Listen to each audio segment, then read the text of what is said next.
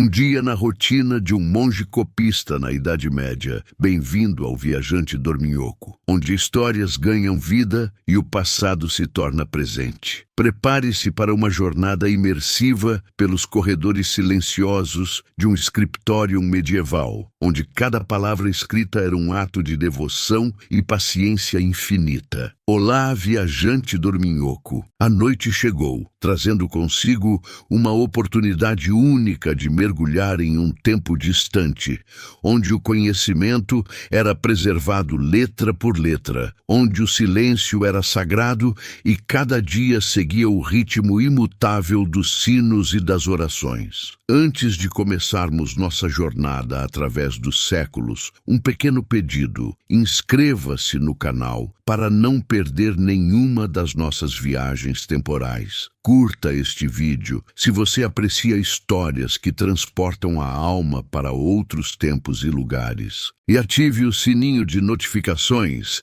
Assim, cada nova jornada chegará até você como uma carta selada com cera vermelha, esperando pacientemente para ser descoberta e lida à luz de velas tremeluzentes. Agora, acomode-se em seu leito moderno. Respire fundo, deixando o ar preencher seus pulmões lentamente. Permita que as preocupações do dia presente se dissolvam como névoa matinal. Feche os olhos e deixe sua mente flutuar para trás no tempo, atravessando séculos de história até pousarmos juntos em um mosteiro beneditino na França do século XIII, onde você não é apenas um observador distante, mas o próprio protagonista de uma rotina milenar que moldou a civilização ocidental. O despertar. Antes da aurora matinas, 2h30 da madrugada. O sino de bronze corta a escuridão densa como uma lâmina afiada, seu som ecoando pelas galerias de pedra do mosteiro. Não há amanhecer ainda. Não há luz alguma, apenas trevas profundas e impenetráveis que parecem ter substância física. Seus olhos se abrem instantaneamente no escuro absoluto da cela monástica. O frio de outubro penetra através das grossas paredes de pedra calcária, infiltrando-se em cada fresta, cada junção de argamassa. Você sente o colchão de palha áspero e irregular sob seu corpo, os talos secos espetando através do tecido fino que os contém. Não há transição suave entre o sono e a vigília aqui. Não neste lugar, não nesta vida que você escolheu há 15 anos ao fazer seus votos solenes. Você se levanta automaticamente, os músculos respondendo antes mesmo que sua mente desperte completamente. Seus pés descalços tocam o piso gelado de pedra e um calafrio sobe imediatamente pela espinha. Seus dedos tateiam na escuridão completa até encontrarem o hábito negro de lã pendurado no gancho de ferro cravado na parede úmida. O tecido está frio e levemente úmido ao toque, impregnado com o cheiro característico que define este lugar. Uma mistura de incenso de mirra e olíbano, cera de abelha derretida, pedra molhada e aquele aroma indefinível de antiguidade que permeia cada fibra do mosteiro. Você veste a túnica pesada sobre a camisa de linho cru que nunca tira, nem mesmo para dormir. A regra assim determina. Depois vem o escapulário, a tira de tecido que cai sobre o peito e as costas, símbolo do jugo de Cristo. Finalmente, o capuz é puxado sobre a cabeça, cobrindo a tonsura em seu crânio. Cada gesto é mecânico, automático, repetido exatamente da mesma forma milhares de vezes ao longo de década e meia. Seus dedos encontram os nós certos, fazem os ajustes necessários, tudo no escuro total, tudo em silêncio absoluto. O corredor está mergulhado em trevas quase palpáveis, uma escuridão tão profunda que parece absorver não apenas a luz, mas também os sons. Apenas as lamparinas de óleo de oliva, colocadas estrategicamente em nichos cavados nas paredes,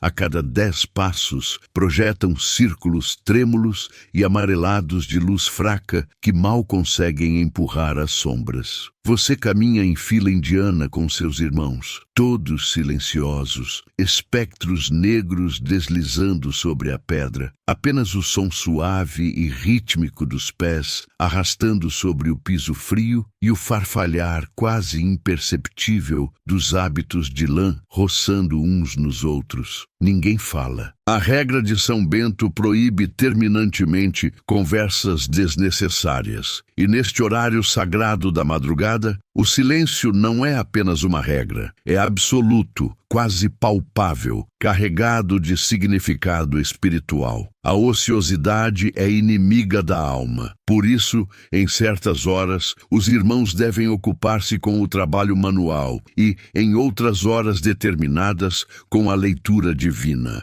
Regra de São Bento, capítulo 48. A capela e os cantos da madrugada. A capela do mosteiro se revela gradualmente à medida que você atravessa o portal em arco ogival, materializada na luz dourada e tremeluzente de dezenas de velas de cera de abelha dispostas em candelabros altos de ferro forjado. O ar aqui é ainda mais frio que no corredor externo. A pedra das paredes e do piso parece emanar um frio próprio, como se estivesse viva e respirasse gelo. Você pode ver claramente sua própria respiração, formando pequenas nuvens evanescentes diante do rosto cada vez que exala. Matinas 2:30. Salmos noturnos cantados na escuridão absoluta. O canto gregoriano ecoa pelas abóbadas por 45 minutos intermináveis, vozes masculinas entrelaçadas em melodias que sobem e descem como ondas, sem harmonia moderna, apenas uníssono perfeito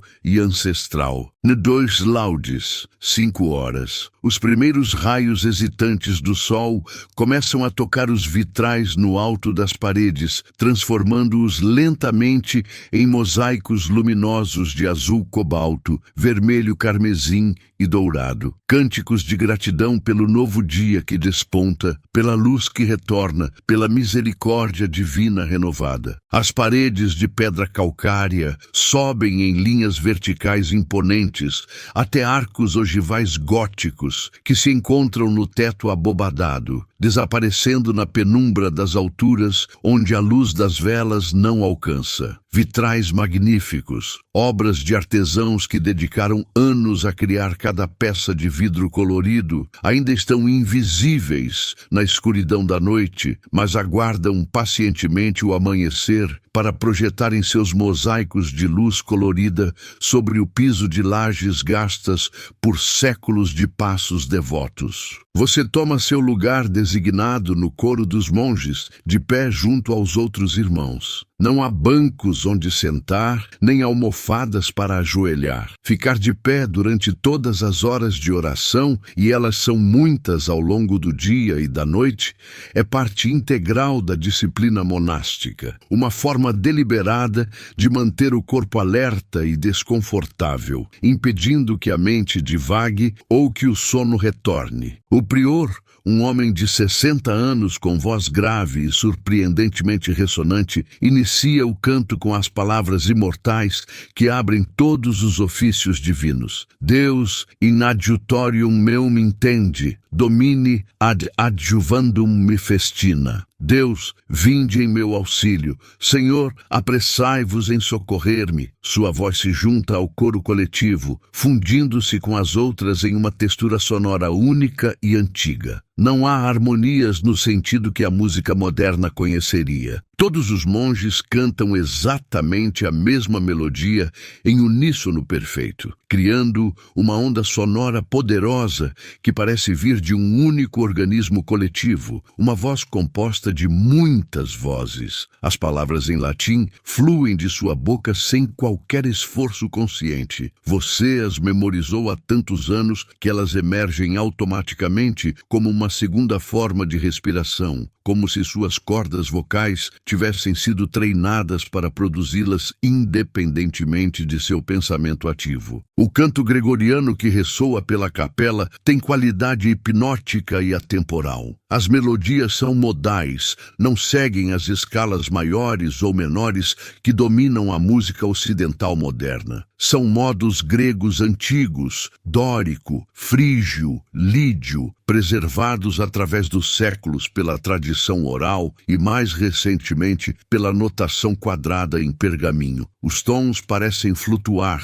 suspensos no ar frio, sem a urgência de um ritmo marcado ou de uma batida definida. É música feita para elevar a alma, não para entreter o corpo. A prática de cantar matinas na profundidade da noite remonta aos primeiros séculos do cristianismo, quando monges do deserto egípcio, homens como Santo Antão e São Pacômio, instituíram vigílias noturnas como forma de combate espiritual contra demônios que, acreditavam eles, eram mais ativos nas horas escuras. Agora, no século XIII, essa tradição continua inalterada, transmitida através de gerações incontáveis de monges. Você canta salmos compostos há mais de 1000 anos por reis e profetas de Israel, preservados através dos séculos por copistas como você, palavras que falam de trevas e luz, de espera paciente e redenção prometida. O café da manhã frugal e o silêncio do refeitório. Após laudes, quando as primeiras luzes pálidas do amanhecer começam finalmente a pintar o céu de cinza prateado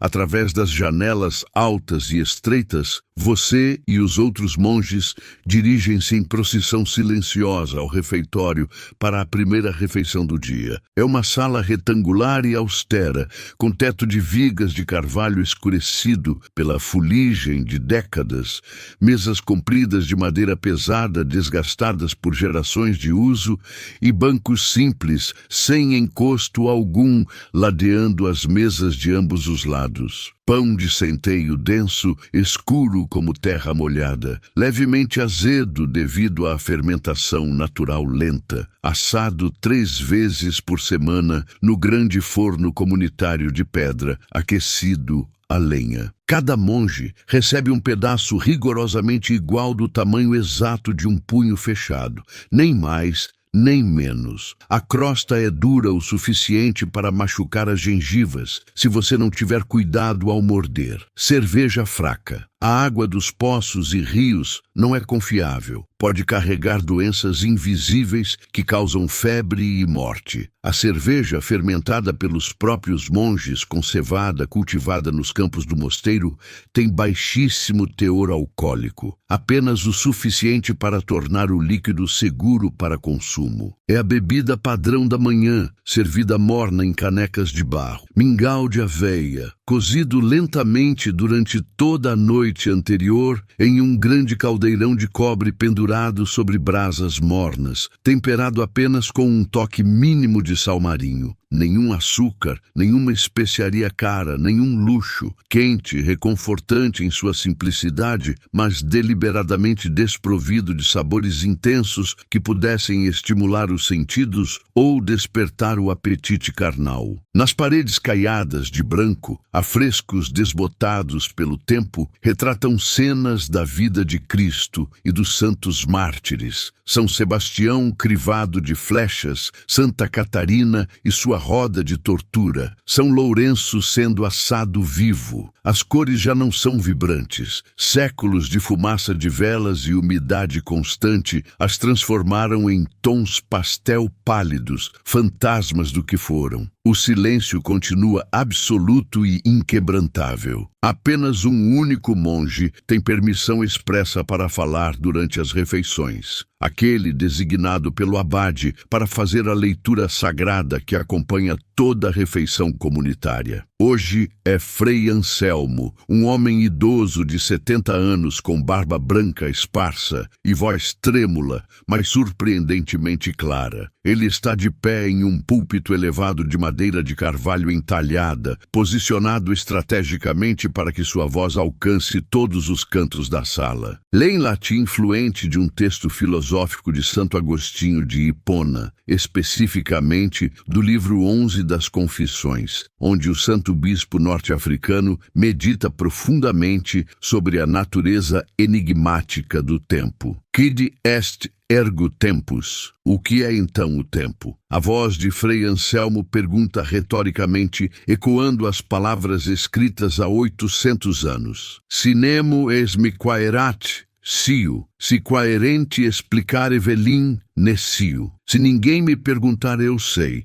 Se eu quiser explicar a quem pergunta, não sei. Você mastiga lentamente o pão denso e pesado, seguindo deliberadamente a instrução da regra de comer com moderação e contemplação. Ele tem textura grossa e irregular, com pequenos pedaços duros de farelo que rangem distintamente sob os dentes. O sabor é terroso, substancial, levemente azedo da fermentação natural dos grãos. A cerveja fraca é aguada e morna, mas mata eficientemente a sede da manhã e aquece o estômago vazio. O mingau de aveia está quase escaldante quando você o toma em pequenos goles cautelosos, sentindo o calor líquido descer pela garganta e pelo peito, espalhando-se pelo estômago e aquecendo o corpo inteiro de dentro para fora. Não há conversas sussurradas, risadas contidas, ou mesmo o barulho comum de talheres batendo contra pratos. Aqui você come com as mãos e com uma única colher de madeira. Apenas o som da voz de Frei Anselmo lendo sobre a natureza paradoxal do tempo, que existe apenas no presente,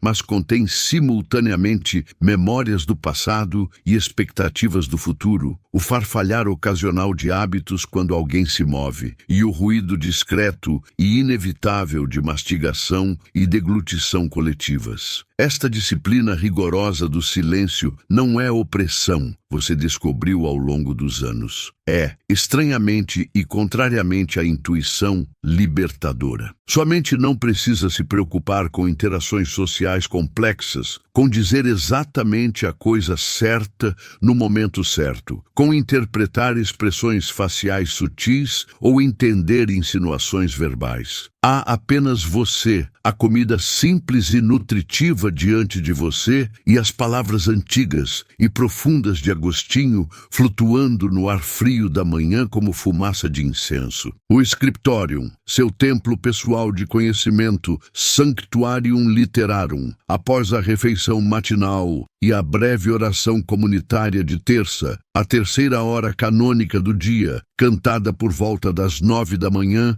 você finalmente se dirige ao lugar onde passará a maior e mais significativa parte do seu dia, o scriptorium. Este é indiscutivelmente o coração intelectual pulsante do mosteiro, o lugar onde o conhecimento humano é preservado e multiplicado letra por letra. Uma sala ampla e luminosa, localizada estrategicamente no segundo andar do claustro, posicionada com precisão arquitetônica para receber a quantidade máxima de luz natural do sol nascente através de uma série de janelas altas e estreitas voltadas precisamente para o leste. A sala é ao mesmo tempo impressionante e austera em sua funcionalidade sem ornamentos. 6 mesas altas de carvalho maciço, chamadas tecnicamente de escrivaninhas ou pupitres, estão dispostas em 2 fileiras paralelas de 3, criando corredores estreitos entre elas. Cada escrivaninha tem uma superfície inclinada em ângulo cuidadosamente calculado de aproximadamente 40 graus para facilitar a escrita e reduzir a tensão nas costas e pescoço durante as longas horas de trabalho, além de gavetas embutidas embaixo para armazenar ferramentas, materiais e trabalhos em andamento. Você tem sua própria mesa permanente há 8 anos completos. Sua posição foi conquistada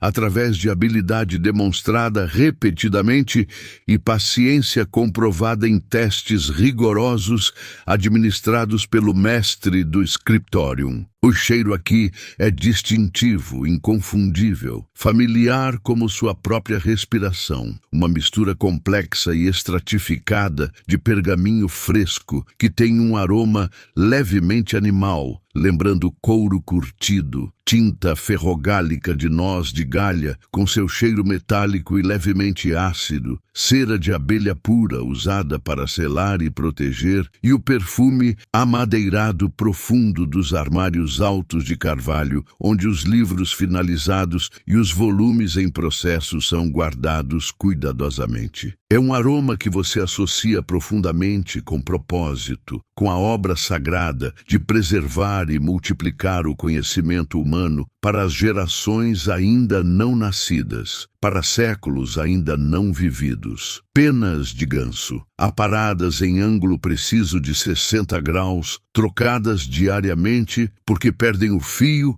e a precisão rapidamente. A ponta precisa ser constantemente reafiada ao longo do dia com uma pequena faca especial de lâmina curva e afiada como navalha. Penas das asas externas são preferidas por serem mais rígidas e duráveis. Tinta ferrogálica, feita de galhas de carvalho colhidas no outono, sulfato de ferro comprado de mercadores, goma arábica importada do Oriente para dar consistência e vinho tinto ou vinagre como solvente. Cor inicial marrom ferrugem que escurece gradualmente para negro profundo com exposição ao ar ao longo de dias, tornando-se permanente e resistente ao desbotamento por séculos. Canivete de escriba pequena, lâmina de aço forjado com cabo de osso polido, multiuso essencial, para raspar erros cuidadosamente do pergaminho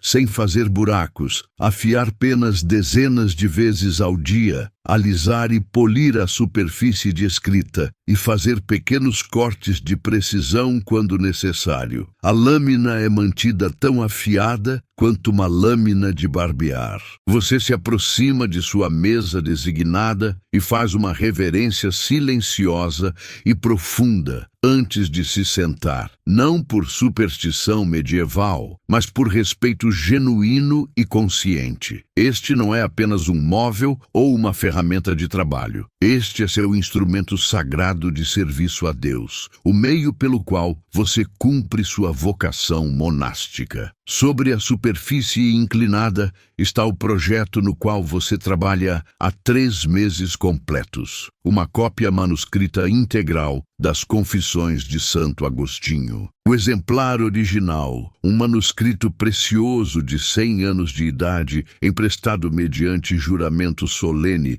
de um mosteiro vizinho, está apoiado em um suporte especial de madeira entalhada à sua esquerda, protegido por um pano limpo quando não está sendo consultado. Cada palavra, cada letra individual, cada ponto e vírgula precisa ser reproduzido com fidelidade absoluta e exatidão perfeita. A arte meticulosa da escrita, o manuscrito diante de você, crescendo página por página, já tem 50 folhas completas de ambos os lados, cada uma medindo aproximadamente 20 centímetros de largura por 30 de altura, o tamanho padrão para um códice de importância média. O pergaminho foi preparado durante semanas pelos irmãos leigos especializados nesta arte. Peles de carneiro ou bezerro jovem, tratadas com cal viva para remover pelos, esticadas em molduras de madeira sob tensão constante, raspadas meticulosamente com lâminas curvas para remover tecido adiposo e epiderme, e finalmente polidas com pedra-pomes até ficarem finas, flexíveis, translúcidas quando levantadas contra a luz e suaves como seda ao toque. A qualidade é excepcional. Superfície lisa e uniforme como tecido, cor creme pálido consistente, sem imperfeições visíveis, buracos ou pelos remanescentes que pudessem interferir na escrita. 01. Preparação da pena. Você pega uma pena de ganso nova e intocada da sua gaveta de ferramentas, selecionando uma das asas direitas, porque você é destro. Com seu canivete de escriba afiado, corta a ponta em um ângulo de aproximadamente 60 graus, usando um pequeno bloco de madeira dura como base. Depois, faz um pequeno corte vertical preciso no centro exato da ponta para criar 2 dentes simétricos que seguram melhor a tinta por tensão superficial e liberam o fluxo de forma controlada. Testa a pena em um pedaço de pergaminho descartado guardado para esta finalidade, fazendo várias linhas horizontais e verticais. A linha deve ser fina, consistente em espessura, sem borrões ou falhas. 02. Verificação das linhas guia. Antes de mergulhar a pena na tinta e iniciar o trabalho real, você verifica cuidadosamente as linhas extremamente finas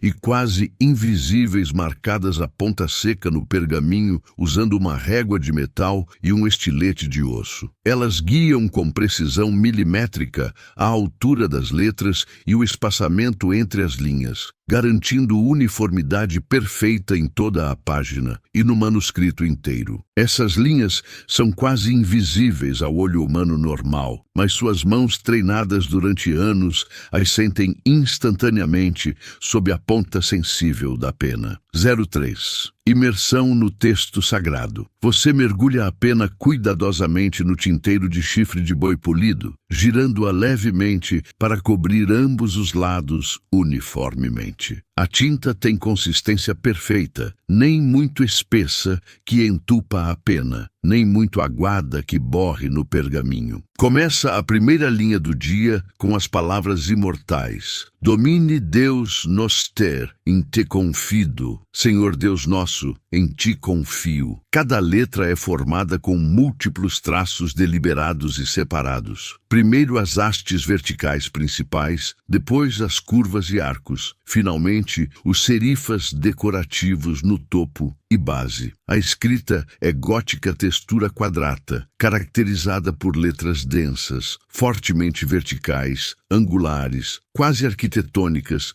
em sua regularidade geométrica rigorosa. O trabalho de cópia exige concentração total, absoluta e inabalável. Seus olhos se movem constantemente em um padrão rítmico estabelecido entre o texto original à sua esquerda e sua cópia emergindo sob sua mão, verificando meticulosamente cada palavra, não uma, não 2, mas 3 vezes consecutivas. Uma primeira vez, ao olhar e ler o original, memorizando a sequência de letras. Outra enquanto escreve, traduzindo memória em movimento muscular. E uma terceira depois de terminar a linha inteira, comparando visualmente sua cópia com o original para detectar qualquer erro, por menor que seja. Erros são extremamente raros após anos de prática constante, mas quando acontecem, são potencialmente desastrosos. Pergaminho é caro demais para desperdiçar levianamente. Cada folha representa o couro completo de um animal jovem, além de semanas de trabalho intenso de preparação por artesãos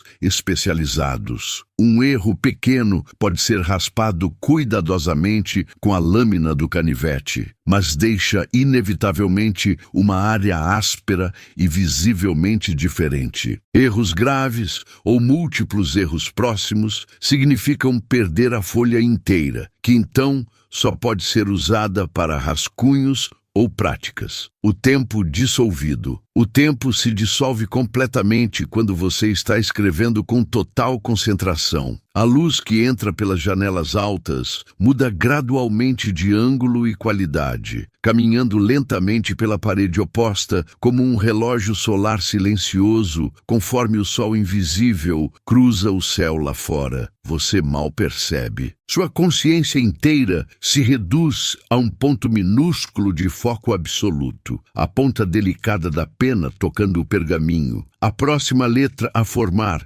o ritmo meditativo e quase hipnótico da criação. Existe algo profundamente espiritual neste ato aparentemente mecânico.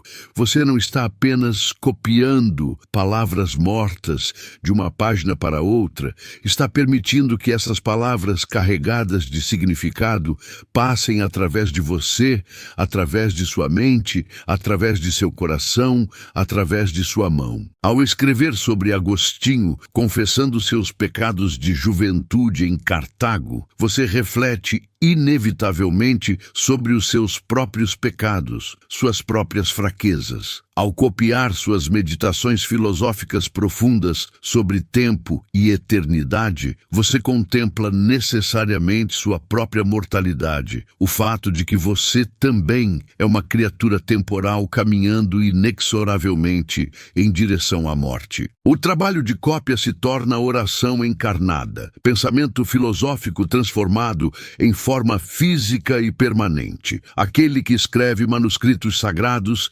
enriquece sua própria alma com cada letra traçada. Cassiodoro, monge e escriba do século VI, meio-dia, pausa e refeição principal. Por volta de meio-dia, quando o sol atinge seu zênite e a luz que entra pelas janelas do scriptorium fica mais intensa e vertical, o sino toca para a sexta, a oração do meio-dia, que divide o período de trabalho. Você coloca cuidadosamente uma tira fina de pergaminho entre as páginas para marcar com precisão seu lugar exato. Limpa meticulosamente a pena em um pano limpo guardado para esse propósito e a coloca de volta na gaveta ao lado de suas outras ferramentas organizadas. Suas mãos estão inevitavelmente manchadas de tinta preta ferrogálica nas pontas dos dedos e ao redor das unhas, marcas permanentes de honra do escriba, impossíveis de remover completamente mesmo com lavagem vigorosa. Seus ombros estão tensos e doloridos de se curvar sobre a mesa por 4 horas contínuas, e você sente uma dor latejante e familiar nas costas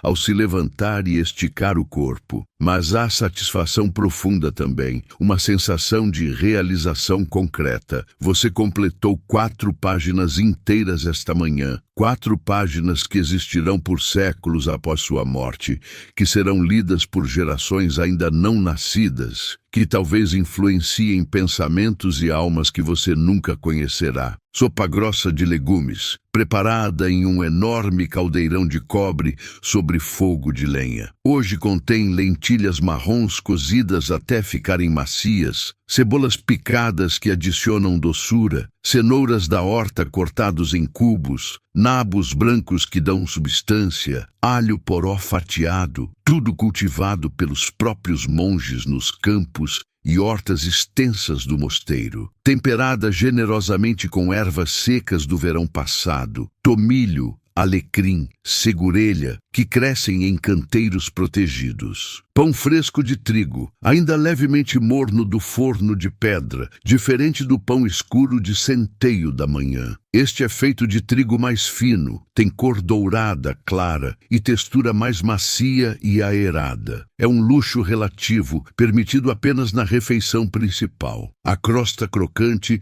estala satisfatoriamente quando você a parte com as mãos, liberando o vapor perfumado e o aroma incomparável de pão recém-assado. Queijo duro envelhecido, produzido no próprio mosteiro com leite de suas vacas e cabras. Envelhecido por 6 meses em uma cave fresca e úmida, desenvolveu uma casca dura, laranja amarelada e interior denso cor de marfim. Tão duro que você precisa roê-lo lentamente com os dentes posteriores, mas recompensa com sabor intenso, complexo, salgado e levemente picante. Maçãs da horta colhidas há 2 semanas dos pomares do mosteiro, variedades antigas com nomes esquecidos, pequenas, às vezes com manchas e imperfeições, mas doces e crocantes. Guardadas em cestos de vime, em uma despensa fresca onde permanecerão boas até o inverno. Cada monge recebe uma maçã inteira como sobremesa, um toque de doçura natural em uma dieta predominantemente austera. Em dias de festa religiosa importante, haveria peixe fresco ou salgado trazido de rios e do mar distante, mas a regra de São Bento proíbe terminantemente carne de animais de 4 patas. Porco, vaca, carneiro, para monges em vida contemplativa. Isso é reservado apenas para os doentes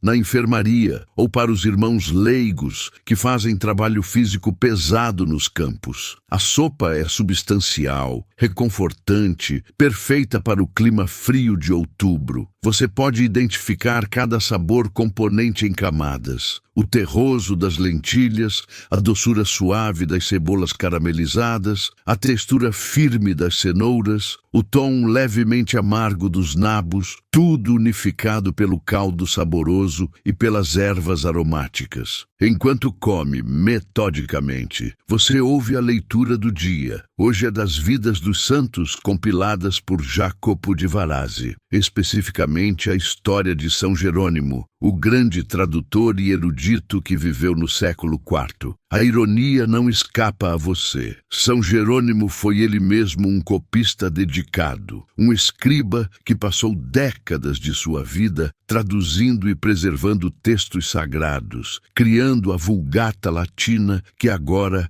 é a Bíblia oficial da Igreja. Você sente uma conexão profunda através dos séculos com este santo distante, unido a ele pela mesma tarefa essencial de preservar e multiplicar o conhecimento sagrado. À tarde, trabalho manual e iluminuras. Depois da refeição substancial, há um período designado especificamente para trabalho manual físico. A regra de São Bento é absolutamente clara sobre este ponto. Monges não devem ser apenas estudiosos e intelectuais, mas também trabalhadores práticos com as mãos, equilibrando contemplação com ação, pensamento com fazer. Ora et labora, reza e trabalha. O lema beneditino resume perfeitamente esta filosofia de vida integrada. Você desce as escadas de pedra até o claustro, o pátio quadrado no centro exato do mosteiro, cercado por 4 galerias cobertas com arcos elegantes. No meio do pátio há um poço profundo de água limpa e, ao redor dele, pequenas hortas elevadas e jardins de ervas medicinais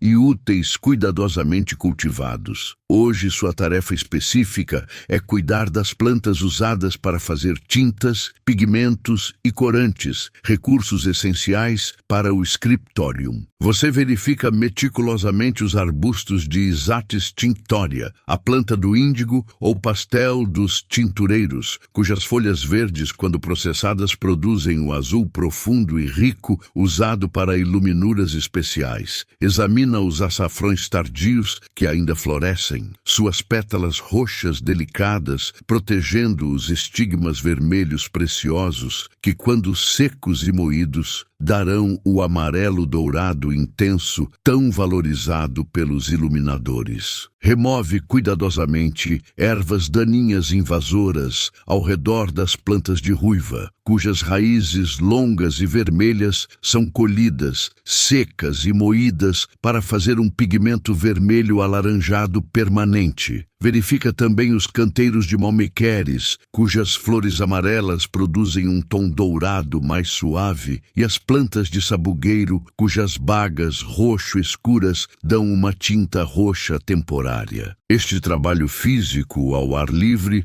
é um contraponto necessário e bem-vindo às horas intermináveis de imobilidade no scriptorium. Seus músculos se alongam e relaxam. Seu sangue circula mais vigorosamente pelo corpo, levando o oxigênio fresco a tecidos que passaram horas comprimidos em uma posição estática. O sol da tarde de outubro, já mais baixo no céu e perdendo sua força, aquece agradavelmente seus ombros curvados sob o hábito de lã. Você sente a terra fria e úmida sob suas unhas enquanto arranca ervas daninhas, o cheiro verde e vivo das plantas crescendo, a textura das folhas sob os dedos. Por uma hora preciosa, você não é um intelectual, um preservador de conhecimento antigo, um guardião de manuscritos sagrados. É simplesmente um homem cultivando um jardim, realizando uma tarefa tão antiga quanto a própria humanidade, tão fundamental quanto Adão no jardim do Éden antes da queda. A dignidade neste trabalho simples, a conexão com a terra e com gerações incontáveis de camponeses e jardineiros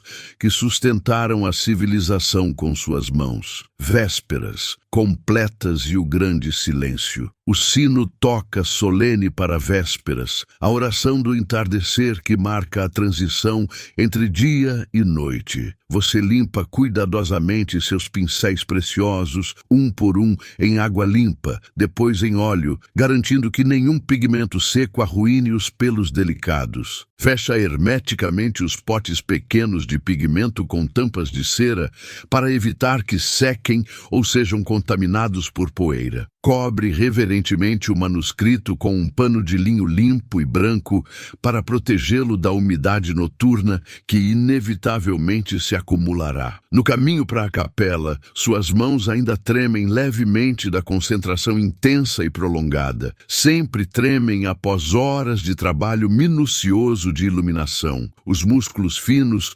protestando contra o esforço de controle absoluto. Vésperas, 18 horas. Na capela, agora iluminada exclusivamente por velas tremeluzentes de cera de abelha dourada, você canta com seus irmãos enquanto a escuridão se instala completamente do lado de fora das janelas. Os cantos de vésperas têm qualidade melancólica diferente daqueles da manhã, a gratidão profunda neles, um reconhecimento respeitoso do dia completo, um desapego suave e deliberado das preocupações e tarefas diurnas. Ti lucis ante terminum. Antes que a luz do dia termine, as palavras antigas flutuam no ar perfumado de incenso, ecoando pelas abóbadas de pedra fria. Ceia leve. A última refeição do dia é deliberadamente frugal. Pão do dia anterior, já começando a endurecer, queijo,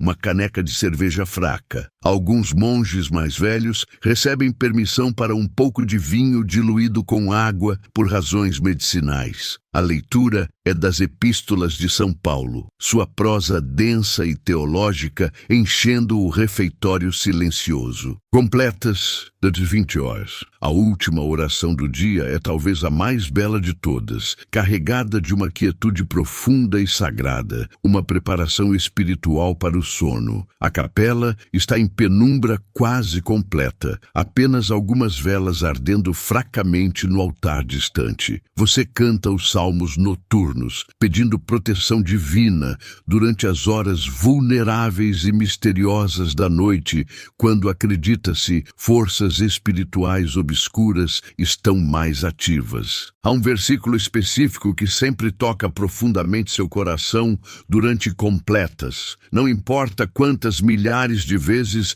você já o cantou. In manos tuas, domine, comendo spiritum meum. Em tuas mãos, Senhor, entrego meu espírito. São as últimas palavras registradas de Cristo agonizando na cruz, e agora, repetidas ritualmente todas as noites por monges em todo o mundo cristão, elas se tornam uma pequena morte voluntária e simbólica, uma rendição total e confiante ao sono, e através dele, a vontade misteriosa e insondável de Deus. Após completas, inicia-se oficialmente o grande silêncio. Nenhum monge pode falar sequer uma palavra, até depois de laudes da manhã seguinte. Este não é apenas silêncio de voz, mas silêncio de movimento e ação. Você caminha pelos corredores escuros e frios de volta à sua cela, com passos deliberadamente abafados, sem fazer ruído algum, além do farfalhar mínimo inevitável do hábito de lã. O mosteiro inteiro se transforma em um espaço suspenso, atemporal, como se o tempo em si parasse de fluir.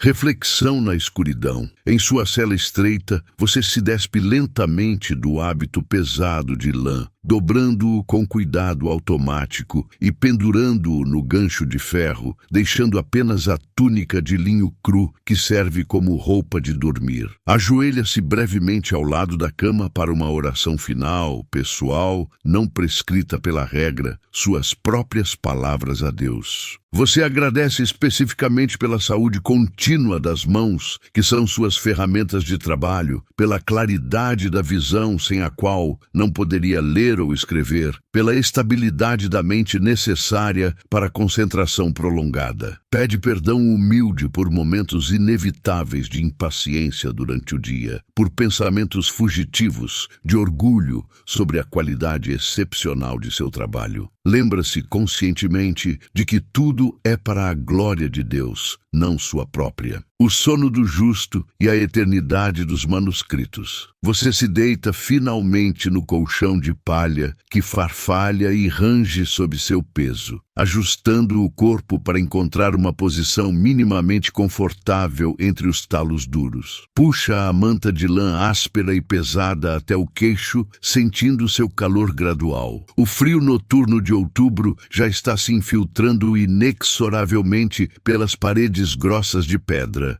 mas você está acostumado após 15 anos. Este frio é parte da vida, tão normal quanto respirar. Não pode ver absolutamente nada. A escuridão é total, completa, densa, quase tangível, uma presença física. Mas não sente medo. Ao contrário, há conforto profundo nesta escuridão familiar e previsível. É a mesma escuridão de todas as noites, a mesma que envolvia os santos e mártires, a mesma que precede invariavelmente o amanhecer. Seus pensamentos derivam suavemente, sem direção ou urgência. Fragmentos do dia se misturando e se dissolvendo uns nos outros como tinta em água. E assim termina um dia comum na vida extraordinária de um monge copista do século XIII. Um dia que se repetirá amanhã e depois de amanhã e todos os dias seguintes enquanto Deus lhe conceder saúde e vida. Uma vida de rotina rigorosa e imutável, de silêncio profundo e disciplina férrea, mas também, e talvez principalmente, de propósito profundo e significado transcendente. Através de suas mãos manchadas de tinta, o conhecimento precioso dos antigos é preservado e multiplicado. Filosofia grega, teologia cristã, história romana, ciência árabe, poesia latina, tudo passa pelos dedos pacientes de monges como você e é entregue cuidadosamente ao futuro incerto. Você não verá esse futuro, não saberá que seus manuscritos sobreviverão por séculos, atravessarão guerras e pragas, que serão estudados reverentemente por eruditos do Renascimento que virá, que serão eventualmente impressos em prensas mecânicas ainda não inventadas e distribuídos para milhões de leitores ainda não nascidos. Você não sabe que está construindo, tijolo por tijolo, letra por letra, as fundações intelectuais da civilização europeia moderna, preservando a herança intelectual da antiguidade através dos séculos obscuros da Alta Idade Média. Tudo que você sabe,